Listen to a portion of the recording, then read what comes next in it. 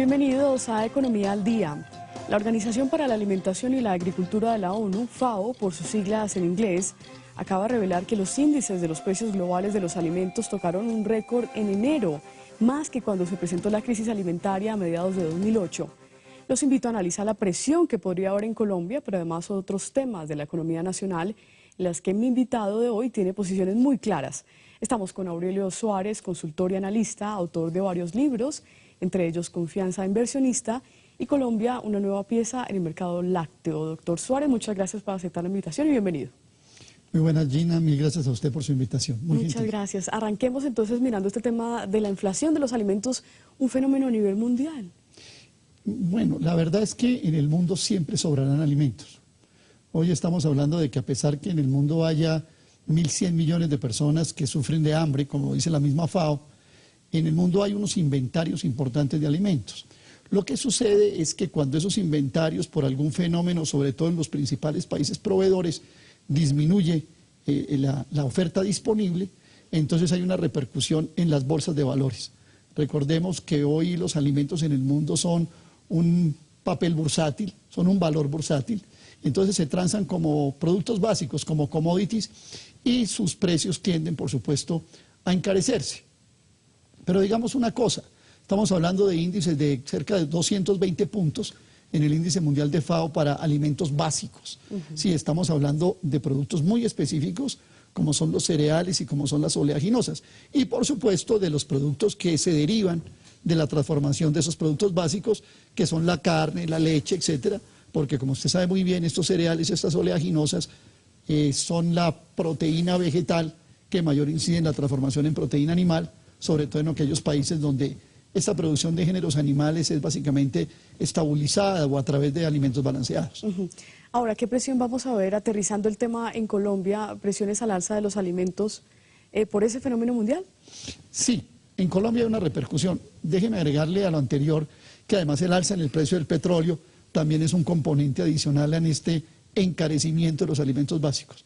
Colombia tiene un problema muy grave, Gina, y es que desde comienzos de la década de los 90, hace 20 años, el país ha venido perdiendo autosuficiencia alimentaria precisamente en estos productos básicos. Colombia importa el 95% del trigo, trae del extranjero el 100% de la cebada, 3/4 partes del maíz que consume. Todos los granos, y me refiero a lentejas, garbanzos, arveja seca, Colombia trae el 90% de la soya y el 90% del sorgo. Luego el país es un país que sufre muchísimo cuando estas escaladas alcistas de tipo bursátil y por disminución de inventarios, como ya señalé, afectan los precios internacionales. Claro. Yo diría en un contexto general que esta alza en los alimentos a escala internacional afecta a países importadores netos de ellos, como es Colombia, incluso más que el fenómeno invernal. Mucho más que el fenómeno invernal. Pues mire que en Colombia hay 4 millones de hectáreas sembradas en productos agrícolas. Y teniendo en cuenta lo que el gobierno ha señalado de 350.000 hectáreas en cuanto a producción agrícola afectadas, pues estaríamos hablando de una afectación del 10% del área agrícola, de la superficie agrícola colombiana. Luego uno sopesaría qué nos está afectando más, importaciones costosas o afectaciones por invierno de un 10%. Digamos que el único factor que puede ayudar en que no se sienta tanto hoy lo de las importaciones de alimentos es la caída del dólar con respecto al peso. Hoy estamos hablando de dólar de 1.850 pesos y entonces eso morigera un poco el efecto real que tienen el alza internacional de los precios de los productos básicos. Si el dólar estuviera a niveles de 2.000 pesos o algo más, creo que estaríamos viviendo una situación muy grave. Y digamos esto, países que son importadores netos de alimentos como Egipto, por ejemplo, que ya había producido, ocasionado huelgas, tú te acuerdas, en el año 2008, hoy ese es un elemento que está contando muchísimo en la famosa revolución de los jazmines que se está dando allí, principalmente en el Cairo. Claro, y es el principal comprador de trigo, ¿no? A propósito, claro, pero siendo una paradoja, ¿no? Es el principal comprador de trigo, pero tengamos en cuenta que en los estudios de los orígenes de las especies, el trigo es originario de 2 regiones del mundo. Por una, de la media luna fértil, entre los valles Tigris y Éufrates, y en la otra, en el valle del río Nilo, precisamente en Egipto. Fíjese usted cómo el comercio mundial y tantas cosas que han pasado, aquel proveedor de trigo de la época antigua prácticamente los romanos y todos estos reinos antiguos luchaban por un predominio sobre Egipto, precisamente por su producción de alimentos. Usted recuerda muy bien que Moisés, cuando se fue a recorrer, a salir del Nilo, se llevó la mitad de la cosecha de trigo que le dio el faraón. Todos estos muestra que era un país originario, una región, un territorio donde el trigo fue originario y hoy está escaseando. Y hoy está importándolo. Bueno, en Colombia, básicamente, ¿por qué es un país que está importando tantos alimentos, como nos decía hace un momento? Y básicamente esos cereales, además esos niveles tan altos, ¿no? 90 y pico %. Esto es el resultado de la apertura económica, es el resultado del libre comercio. Incluso en el caso del trigo colombiano, en Colombia se empezó a importar trigo después de que los Estados Unidos expidió la famosa Ley 480 del año 1954. Esa ley daba créditos subsidiados a aquellos países que compraran cereales y alimentos básicos importados. Y Colombia se inscribió en el Club de Compradores de Trigo desde 1954. Y a partir de entonces nuestra capacidad de producción nacional se fue menguando, se fue disminuyendo y digamos que Colombia importaba 1.700.000 toneladas de alimentos y productos del ámbito agropecuario en 1989. El año pasado Colombia importó 10 millones de toneladas de productos alimentarios y de productos del ámbito agropecuario. Pero no, eso no se debe específicamente a los tratados de libre comercio, sino a políticas internas, digamos, del país que no impulsa ese mercado o esa industria doméstica. Lo que pasa es que el mercado mundial de alimentos no es un mercado de competencia leal, es un mercado de competencia desigual, por una cosa muy sencilla, porque los grandes productores y sobre todo los grandes países del norte del mundo fomentan y sostienen su agricultura y su comercio con los subsidios agrícolas. Estamos hablando de que Europa y los Estados Unidos entregan a sus productores más de $1.000 millones diarios en subsidios. Entonces, un país como Estados Unidos, que es excedentario, tiene que exportar la mitad de su trigo, la mitad de su arroz, el 85% del algodón, la tercera parte de su maíz, una buena parte incluso de su producción de papa. Entonces, estos países apalancan su comercio internacional con los subsidios directos e indirectos que les entrega el Estado y entonces fácilmente pueden horadar la leve resistencia que los productores, fundamentalmente campesinos, en regiones y en países de ingreso medio y bajo, puedan oponerle a productos que vienen a través, digámoslo, de una práctica comercial ilegal y legítima, que se llama el dumping, y que, aunque ha sido condenada en los distintos foros e instituciones comerciales internacionales, se sigue practicando.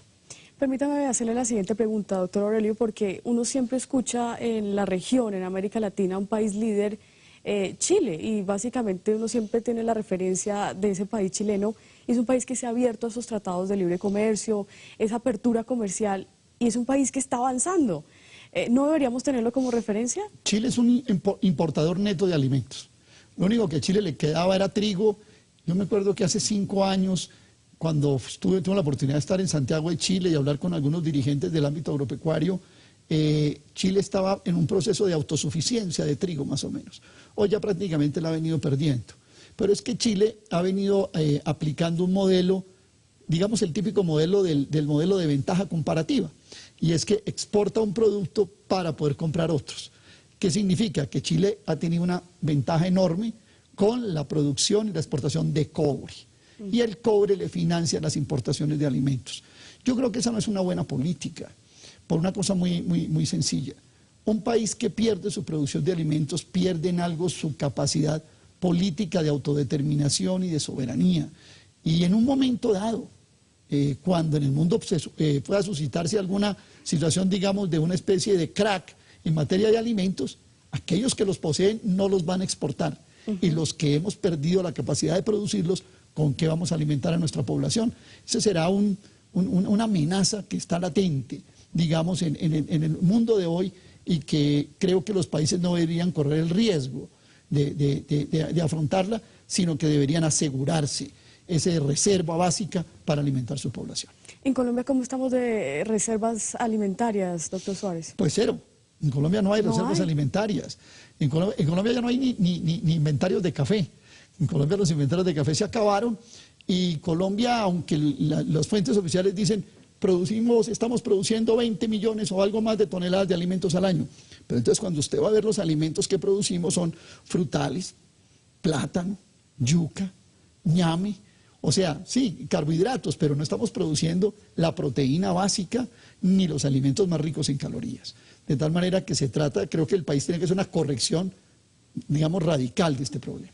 ¿Cómo ve la locomotora, una de las locomotoras de este gobierno Santos, específicamente del agro? ¿La está impulsando como debería ser? Usted acaba de decir que le falta. Bueno, la locomotora de agroindustria realmente es una locomotora de agronegocio. Y cuando uno mira cuáles son los géneros, los productos que esta locomotora está empezando a jalar, encuentra lo siguiente. Realmente los más importantes son aquellos que sirven de biomasa para agrocombustibles. Me refiero fundamentalmente a la caña de azúcar para el etanol y principalísimamente a la palma de aceite para el agrodiesel. Sí. Eso es decir, buena parte de la estrategia de agronegocio y de agroindustria está concentrada allí. Cuando usted coge, por ejemplo, en un carro y recorre de la parte de abajo de Anserma en Caldas y se va por toda la carretera hasta Santander de Quilichao y más allá, en el fondo lo que hay es una única plantación de caña de azúcar. La verdad es esa. Entonces, operada por 6 o 7 operadores empresariales que son los distintos ingenios azucareros. Pero es una gran planta. O sea, nosotros el Valle del Cauca y el Valle del río Risaralda prácticamente lo entregamos a un monocultivo que es la caña de azúcar. Y se sabe muy bien que en zonas de Nariño, en el Meta principalmente y en zonas de la costa, también se está montando el agronegocio con base en la palma de aceite. Adicionalmente veo un auge, un impulso en la cosa forestal, en el tema forestal. Y adicionalmente veo que el país empieza a meterse en una tendencia mundial que es la llamada extranjerización de tierras, que es que en el país comienzan extranjeros a comprar territorios, y este es un fenómeno que está fundamentalmente impulsado en la llamada altillanura, en los departamentos del Meta y Bichada, de empresas extranjeras que empiezan a desarrollar cierto tipo de cultivos, pero fundamentalmente para la agroexportación y el agronegocio. Y una última cosa que me llama la atención, es que cuando uno mira los movimientos financieros contemporáneos más importantes, empieza a ver que operadores financieros, por ejemplo los fondos de pensiones extranjeros, que tienen que trabajar horizontes de planeación financiero de largo aliento, de largo plazo, de largo horizonte, encuentran en las tierras subvaloradas de estos países del sur del mundo inversiones en tierra misma que les puede permitir irse valorizando por encima de la inflación y mantener, digamos, a valor presente el valor de las pensiones que tienen que administrar. Luego lo de la agricultura campesina, productora de alimentos y todo, eso no está contando para nada en la llamada locomotora del agronegocio o de la agroindustria, y yo veo mucho más enmarcada esa locomotora de la agroindustria en el agronegocio, en esa tendencia mundial del acaparamiento de tierras, que en resolver los problemas alimentarios de los países. Y una última cosa, las tierras colombianas están empezando a ser apetecidas por los extranjeros por lo siguiente. En el norte del mundo, en los países más desarrollados, se está viendo una disminución del área destinada a la agricultura, y entonces continentes como África, por supuesto un subcontinente como América Latina y algunas zonas de Asia comienzan a ser codiciadas también por las grandes empresas multinacionales, digamos así, o transnacionales del sector de alimentos. Cargill, por ejemplo, que es una muy importante, ya tiene los ojos puestos y ya tiene inversiones en Colombia. Yo no sé si acá podríamos hablar un poco de su libro, hace poco que lo publicó Confianza Inversionista. ¿Qué temas específicos, muy general, para irnos a una pausa y poderlo ampliar en el segundo bloque? Temas puntuales. Bueno, el libro es un libro muy sencillo. El libro tiene 5 puntos principales. El primero es sobre Colombia. Se hizo un diseño de estrategia de país y de modelo y de política económica desde el año 2000 para esta primera década del siglo XXI. En segundo lugar, esa estrategia se plasmó en una legislación de confianza inversionista, llamémoslo así, más adelante podemos definir qué es la confianza inversionista. En tercer lugar, eso tuvo unos impactos en la estructura económica del país. En cuarto lugar, tuvo unos resultados en términos de indicadores económicos y sociales. Y en quinto lugar, dejó planteado un horizonte sobre el que, a mi modo de ver, está trabajando de manera continua, como el mismo gobierno lo ha reconocido, el actual gobierno del presidente Santos. Déjeme entonces hacer una pequeña pausa con este libro de Confianza Inversionista y venimos a analizarlo un poco más en el segundo bloque. Hacemos una pequeña pausa, ya regresamos.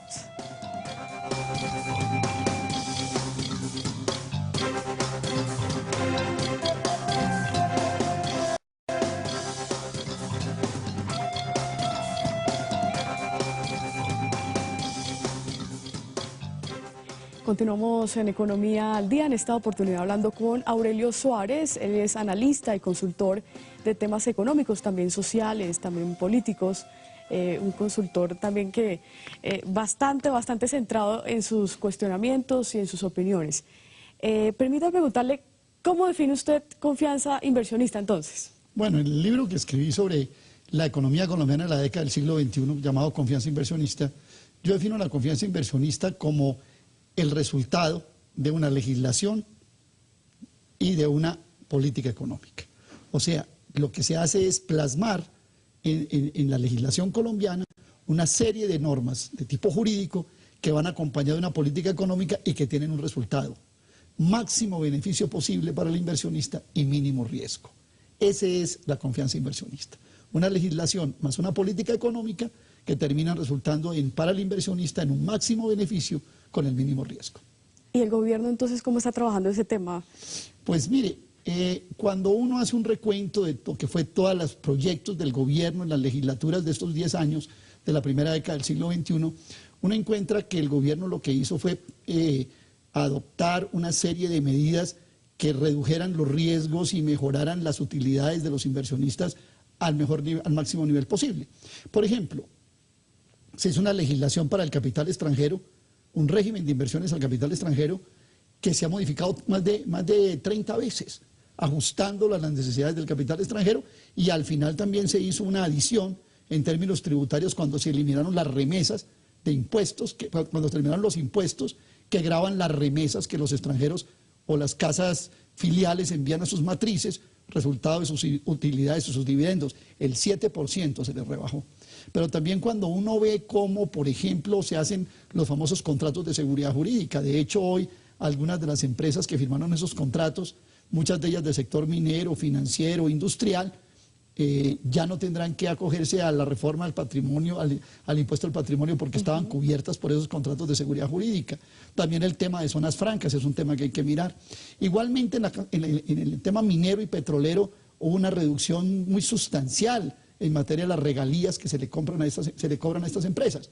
Por ejemplo, Colombia entre el año 1976 y el año 2000, en materia petrolera, el país recibió regalías de un promedio del 20% de lo que se extraía de cada explotación petrolera. Con esta reforma desde el año 2001, solamente esas regalías se redujeron un promedio del 8%. O sea, se ganaron un 12% en esa reforma. Y en minería, pues hablar del 4 en oro, del 10 en carbón, me parece casi porcentajes bastante exiguos. También se hizo una modificación en materia laboral. Esto ha sido enormemente discutido. Yo sé que aquí en su programa se ha discutido si la flexibilización laboral sirve o no. De hecho, en Colombia, pues prácticamente, un informe reciente de la firma consultora Ernst & Young ya coloca a Colombia como el primer país competitivo en materia de contratación laboral.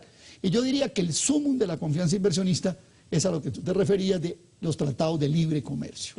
Porque el tratado de libre comercio, en el caso de Colombia, coge todas estas normas y la eleva a nivel de constitucionalidad, o sea que las hace inmodificables en el tiempo, o por el Poder Ejecutivo o por el Poder Legislativo.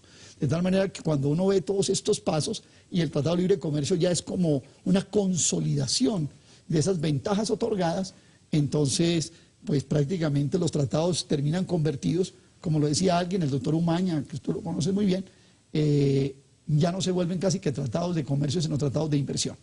Específicamente, permítame dejar un poquitico ese tema ahí, porque usted ha sacado también y publicado un libro que lo leíamos al principio en la introducción, Colombia, una nueva pieza en el mercado lácteo. ¿Cómo va a ser esa crisis del sector, según usted, doctor Aurelio? Bueno, mire, yo a solicitud de algunos productores de leche hice un estudio muy detallado de cómo era la situación del mercado mundial lácteo, cómo era la situación del mercado del lácteo en Europa, cómo era en Colombia, y cómo iba a ser el resultado para el sector lácteo colombiano de la sumatoria de tratados que han tenido capítulo lácteo. La verdad es que Colombia en cada tratado ha venido menguando y amenazando más a su propio sector lácteo. Empecemos por esto: Colombia es autosuficiente en materia láctea. El país está consumiendo más o menos 6.500 millones de litros de leche al año y todos los producimos en Colombia. El 47% de esos litros de leche se van para la industria pasteurizadora, el 43% se comercializa en el mercado de la leche en cantina y hay un 10% de autoconsumo de las fincas. Luego Colombia produce la leche que necesita. Es un poco inexplicable que se hubiera introducido capítulos lácteos en estos tratados. Pero cuando uno ve que las contrapartes del tratado, Estados Unidos, Mercosur, cuando hablamos de Mercosur hablamos de Brasil, Uruguay, Argentina y Paraguay, sobre todo los tres primeros potencias en carne bovina y en leche, ¿no? ¿Sí? Hablamos de la Unión Europea, por supuesto, hablamos de Chile, hablamos de México y de Suiza. Con Canadá no hubo capítulo lácteo. Entonces, cuando uno mira estas contrapartes, casi todos tienen excedentes en leche. Entonces, era un país autosuficiente haciendo un tratado con los que le sobraban leche y con los que tienen leche subsidiada, como explicamos en el primer sector de este programa. Claro. Entonces, realmente, cuando yo hago los cálculos de cuánta leche, si ya los tratados en el año 2012 entraran en vigencia, puedo decirle que lo que viene sobre Colombia es un diluvio de leche. El mismo gobierno anterior casi que reconoció un poco que ese fue un... Sí, pero el exministro Plata hacía un truco. El ministro Plata decía que la leche que iba a venir equivalía al 6% de la producción de leche líquida en Colombia. Y resulta que el punto no merece la misma referencia, porque lo que se comercializa internacionalmente no es leche líquida, sino son quesos, leches en polvos, lactosuero, que es un subproducto industrial de la producción de leche, que es un subproducto un poquito perverso, porque matiza la leche, sirve para camuflarse en vez de leche, y también, por supuesto, mantequilla. Cuando uno suma las concesiones que Colombia hizo en estos 6 tratados para entrar sin aranceles en el primer año de vigencia de todos, que fuera en el 2012, entraría el 22,5% del equivalente de la producción nacional de quesos, mantequilla, lactosuero y leches en polvo. ¿No tiene también la culpa el sector lácteo de pronto haberse quedado atrás, no modernizarse y también estar mucho en la informalidad? Lo que pasa es que hay una cosa que es esta. Yo sé que hay una especie de San Benito con la informalidad láctea, pero hay esto. En Colombia hay 490.000 productores de leche y quiero contarle que el 60% de ellos tienen menos de 8 reses. Estamos hablando de una producción campesina, pero además también relacionado con lo que vimos en el primer sector del programa, entender que muchos de estos productores de leche se refugiaron en la ganadería porque se quedaron sin producir trigo, sin producir maíz, sin producir cebada y terminaron refugiados allí. A mí me llama la atención una cosa, Gina, que sería importante que usted investigara: la importancia de la mujer rural en la producción láctea en Colombia.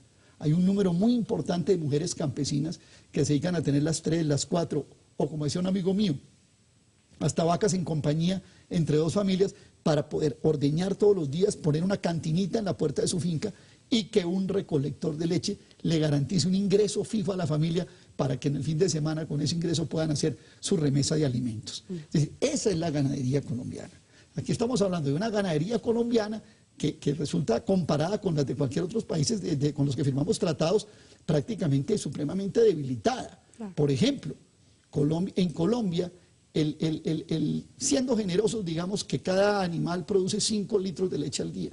En Europa estamos hablando hasta de 18 y 20 litros de leche al día. O sea, los europeos tienen almacenados reservas enormes, lo llaman la montaña de mantequilla. Entonces, un escritor inglés decía que lo que se va a hacer ahora es que la montaña de mantequilla la van a sacar de Europa y la van a derretir sobre los países sobre los que Europa está firmando tratados de libre comercio. Ahí está la opinión entonces del doctor Aurelio Suárez. Nos tenemos que ir, pero permítame preguntarle un muy breve análisis de las cifras de desempleo que acabamos de conocer en el país. Pasa de un 12% en el 2009 a un 11,8%. Muy rápidamente. Bueno, lo primero es que Colombia no ha podido resolver un desempleo estructural que viene cargando desde hace décadas, más de una década, por encima del 10%. Se rebajan los salarios, se arranca la jornada nocturna a las 10 de la noche, se eliminan ventajas a los trabajadores y el desempleo sigue. Pero tan grave como eso es la informalidad. Estamos hablando de un 60% de informalidad que no resulta, además, ser una característica de los trabajadores con menor educación. Recordemos que 1 de cada 3 trabajadores informales tiene educación superior. Luego, aquí lo que está fallando no es lo que llaman el mercado laboral.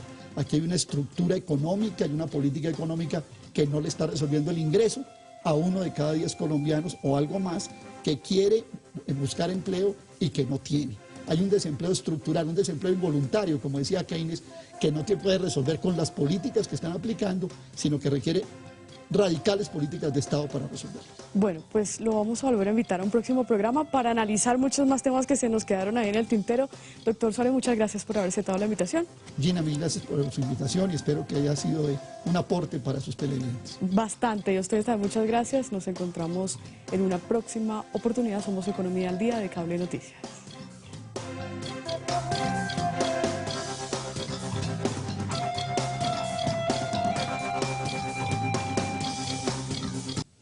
Hoy estamos hablando de que a pesar que en el mundo haya 1.100 millones de personas que sufren de hambre, como dice la misma FAO, en el mundo hay unos inventarios importantes de alimentos. Lo que sucede es que cuando esos inventarios, por algún fenómeno, sobre todo en los principales países proveedores, disminuye la oferta disponible, entonces hay una repercusión en las bolsas de valores. Recordemos que hoy los alimentos en el mundo son un papel bursátil, son un valor bursátil. Entonces se transan como productos básicos, como commodities, y sus precios tienden, por supuesto, a encarecerse. Pero digamos una cosa, estamos hablando de índices de cerca de 220 puntos en el índice mundial de FAO para alimentos básicos. Sí, estamos hablando de productos muy específicos, como son los cereales y como son las oleaginosas. Y por supuesto de los productos que se derivan de la transformación.